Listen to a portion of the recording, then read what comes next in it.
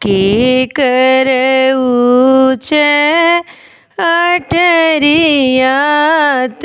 के करऊच आंगन हो रे के कर जियरायानंद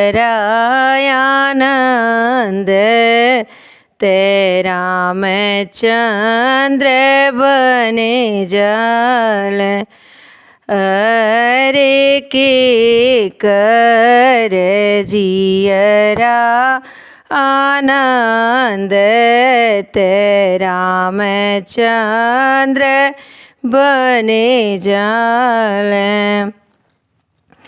दशरथ के ऊँच अठरियात कौशल्या के ऊँच आंगन माने हो बहिनी के कही के जियरा जुड़ैले तेरा मैं चंद्र बने जल।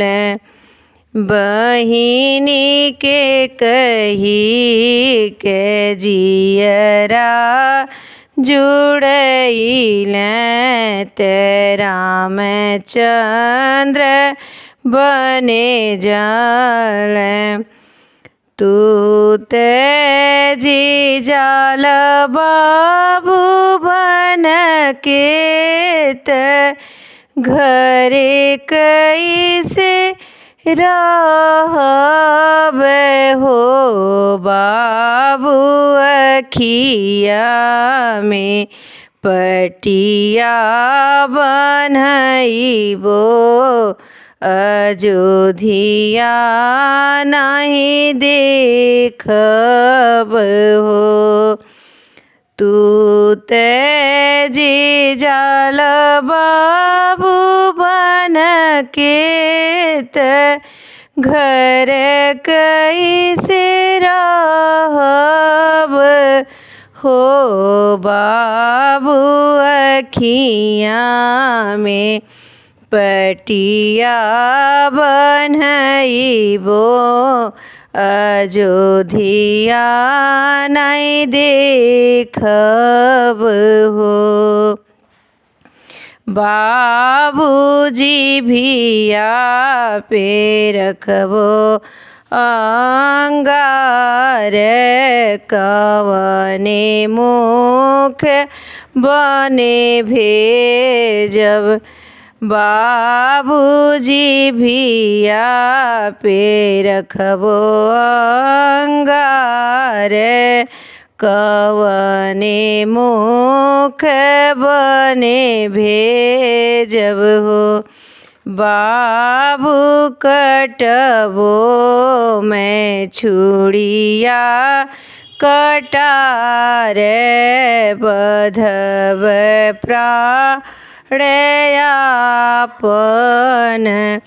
बाबू कटबो मैं छुड़िया कटार बधब प्राण आपन। काहे के पटिया बन्हइबो अयोध्या नहीं देखबू न हो मोरी माता हमारो पिता राजा दशरथ उह भेजे बन के न। काहे के पटिया बन्हइबू अयोध्या नहीं देखबू न हो मोरी माता हमारो पिता राजा दशरथ उह भेज बन के न हो। के कर ऊँच अटरियात के कर ऊँच आंगन हो बहिनी के कर जियरा आनंद रामचंद्र बने जल बहिनी के कर जियरा आनंद रामचंद्र बने जल हो।